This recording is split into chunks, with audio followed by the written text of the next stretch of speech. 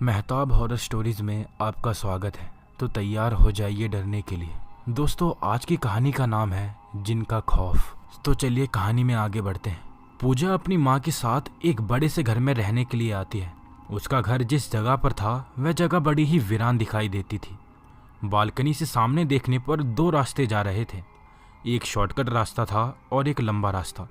ये दोनों रास्ते आगे जाकर एक दूसरे से मिल जाते थे और ये दोनों रास्ते मेन मार्केट में जाकर खुलते थे। लेकिन इस शॉर्टकट रास्ते से आज तक कोई भी नहीं निकला, खास तौर से रात के समय, क्योंकि इस रास्ते पर जाना मौत को दावत देने के बराबर था। बहुत से लोग कहा करते थे कि इस शॉर्टकट रास्ते से निकलने पर जिनका साया उनके ऊपर आ जाता था। पूजा की माँ ने भी पूजा से उस रास्ते से निकलने के लिए मना कर दिया था। लेकिन एक रात अचानक से पूजा की माँ की तबीयत बिगड़ जाती है। डॉक्टर को बुलाने के लिए पूजा लंबे रास्ते से जाने के बजाय शॉर्टकट रास्ता अपना लेती है और इसका खामियाजा पूजा को भुगतना पड़ जाता है। पूजा उस रास्ते से निकल ही रही थी कि तभी उसे ऐसा लगता है कि उसके पीछे पीछे कोई चल रहा है। वह पीछे मुड़कर देखती है लेकिन उसे कोई नजर नहीं आता, परंतु उसके पैरों की आवाज़ें पूजा को सुनाई पड़ती हैं। पूजा बहुत डर जाती है, इसलिए वह भागती हुई डॉक्टर को बुलाने के लिए निकल जाती है। वह डॉक्टर को बुलाकर लाती है। उस डॉक्टर का नाम प्रियांशु होता है। वह पूजा को एक नज़र से देखते ही पसंद करने लगता है। डॉक्टर उसकी माँ का चेकअप करता है और पूजा को दवाइयाँ पर्ची पर लिख कर दे देता है। दूसरे ही दिन रात को पूजा को पानी पीने के लिए किचन में जाना होता है कि अचानक उसे वहाँ पर किसी की मौजूदगी का एहसास होता है। वह खिड़की से झांक कर देखती है तो वहाँ कोई नज़र नहीं आता। वह तुरंत भागती हुई आती है और चद्दर ओढ़कर सो जाती है। लेकिन तभी वह जिन उसके पास आ जाता है और उसकी चद्दर पर अपना हाथ रखता है कि तभी पूजा की आंख खुल जाती है और वह उठकर बैठ जाती है कि अचानक से वह जिन वहाँ से चला जाता है, लेकिन उसकी परछाई चद्दर पर जाती है। पूजा देखती है कि उस जिन का हाथ चद्दर पर साफ साफ छप रहा है। दूसरे दिन वह देखती है कि उसकी माँ उसी रास्ते के सामने खड़े होकर तेज तेज चिल्ला रही है।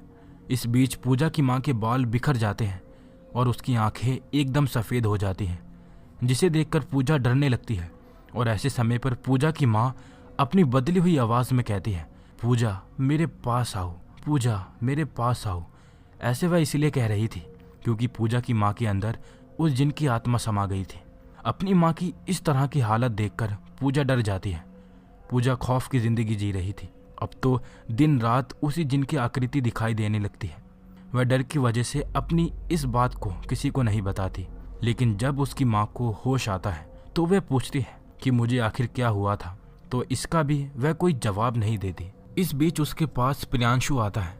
वह उसकी बेचैनी को समझ जाता है और उससे पूछता है कि यदि कोई दिक्कत तुमको आ रही है तो मुझे शेयर कर सकती हो, मैं तुम्हें हेल्प करने में पूरी मदद करूँगा। लेकिन वह डर की वजह से प्रियांशु को कुछ नहीं बताती। उसे ये डर लगता है कि कहीं मेरी वजह से प्रियांशु को कुछ ना हो जाए। वह जिन प्रियांशु को भी मार सकता है। फिर उसी रात वह अपने कमरे में लेटी हुई होती है कि वह देखती है कि उसके सामने कोई खड़ा है और उसके पूरे शरीर से आग की लपटें निकल रही हैं। वह लपटें इतनी तेज हो जाती हैं कि उसकी गर्मी पूजा बर्दाश्त नहीं कर पाती कि तभी वह एकदम से चिल्लाती हुई जागती है और बहुत तेज डरती हुई कांपने लगती है, क्योंकि ये उसका एक सपना था। उसकी आवाज़ को सुनकर उसकी माँ भी जाग जाती है और उससे पूछती है कि पूजा तुम्हें क्या हुआ। तो वह अपनी सारी कहानी अपनी माँ को बताती है। उसकी माँ समझ जाती है कि ये सब कुछ उस शॉर्टकट रास्ते से ही जाने की वजह से हो रहा है। तो वह पूजा को राय देती है कि तुमको किसी मौलवी के पास जाना चाहिए जो इस समस्या का निदान कर देगा।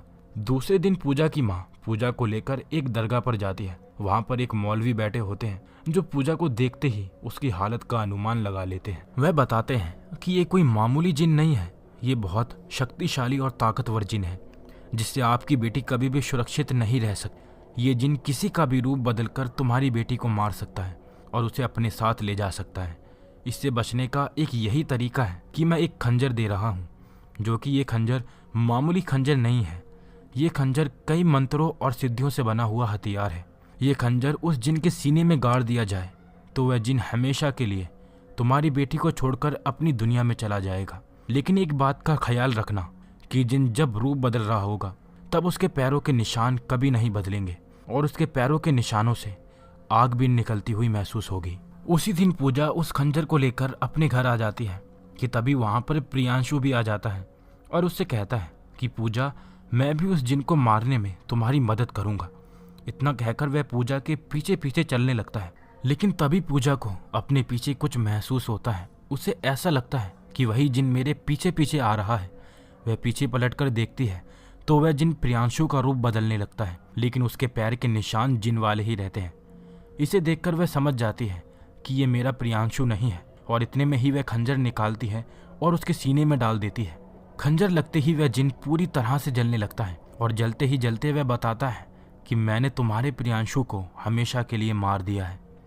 और इतना कहकर वह अपनी दुनिया में चला जाता है। दोस्तों, पूजा और पूजा की माँ तो बच जाती है, लेकिन प्रियांशु वो बेचारा बेमौत मारा जाता है।